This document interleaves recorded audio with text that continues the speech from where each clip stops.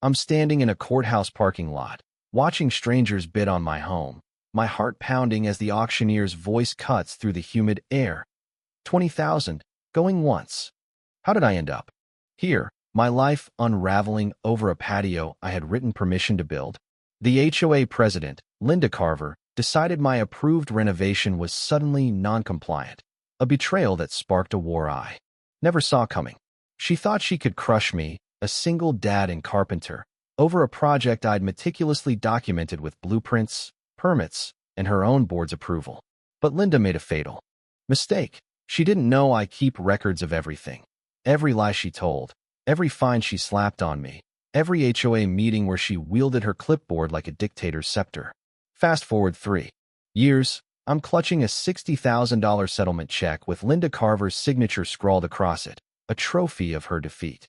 She had no idea she'd tangled with the wrong guy, a carpenter who knows how to measure twice and cut once.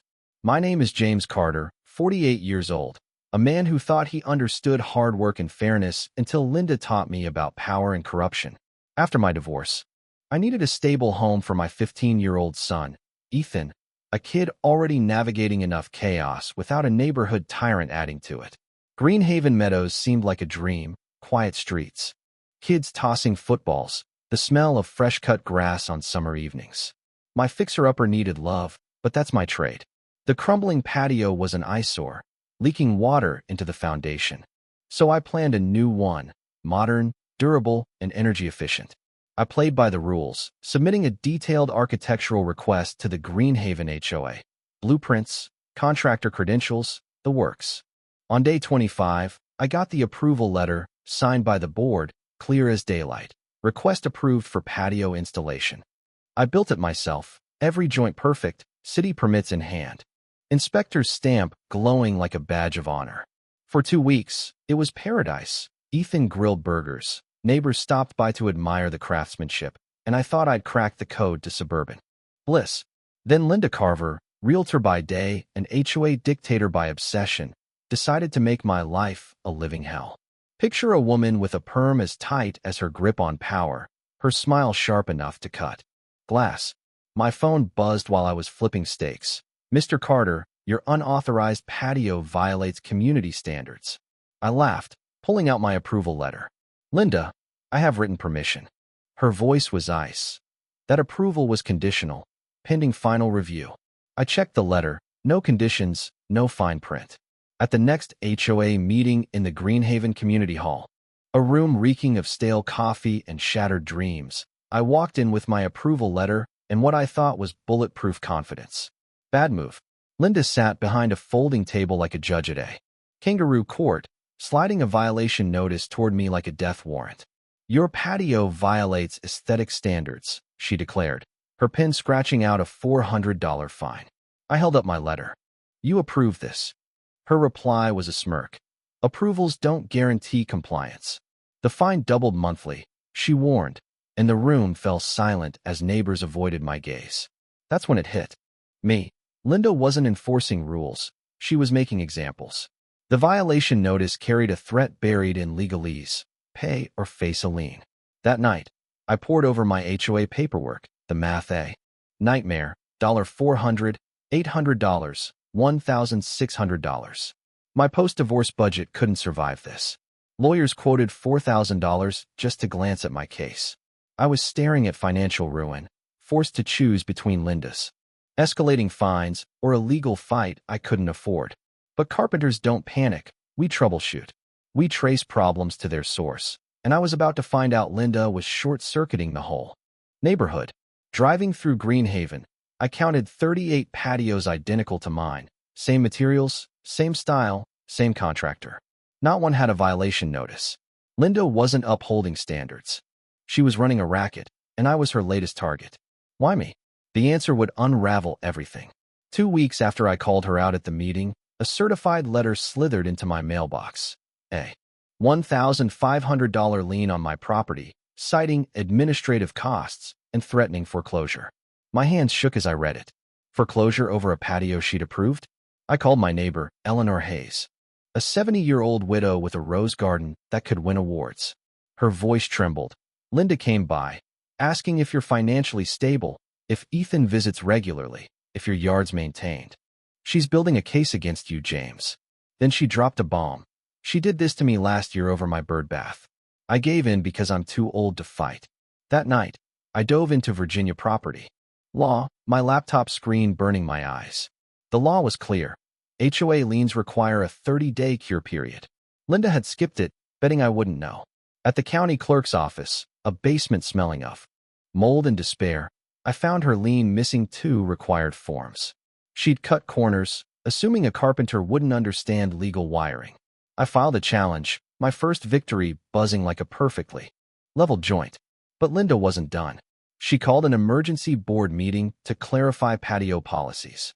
The community hall crackled with tension as she announced, previous approvals were issued in error.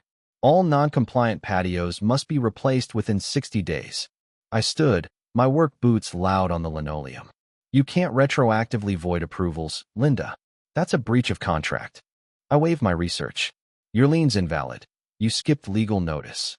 Her face went from pale to purple. Meeting adjourned, she snapped, but I'd humiliated her in front of the board. And Linda collected grudges like rare coins. The retaliation was swift.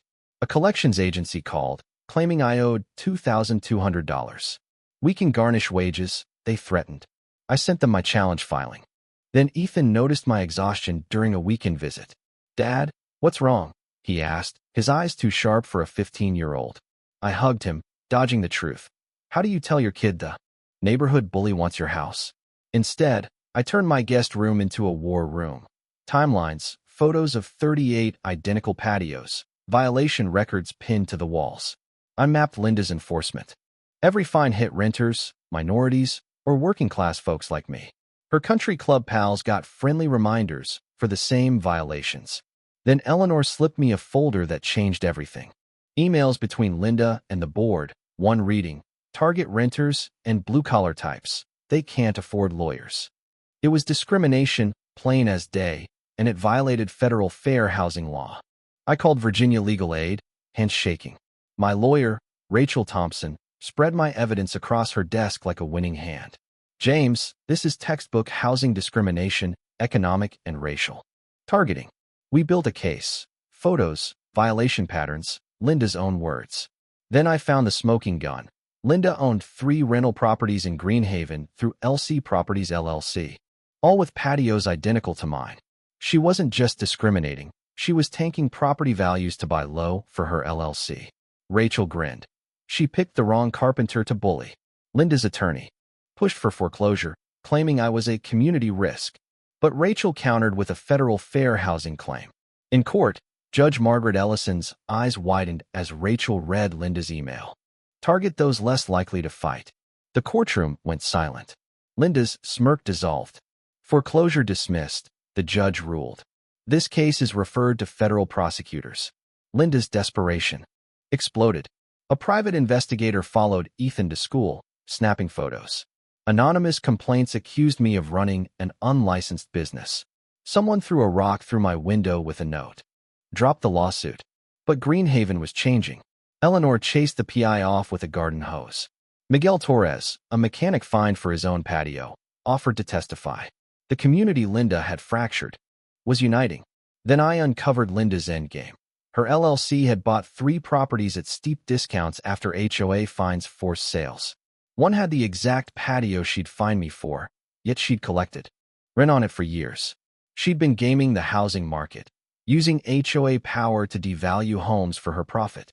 Rachel called it a federal RICO case, organized crime disguised as community standards.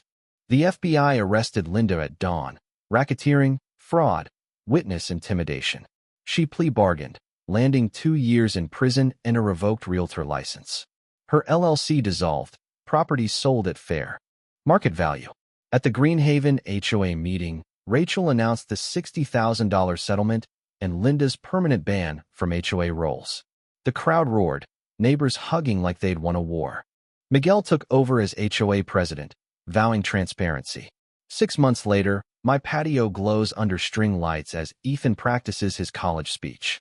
The settlement funded a Greenhaven scholarship fund, awarding Ethan $1,000 for his essay on justice.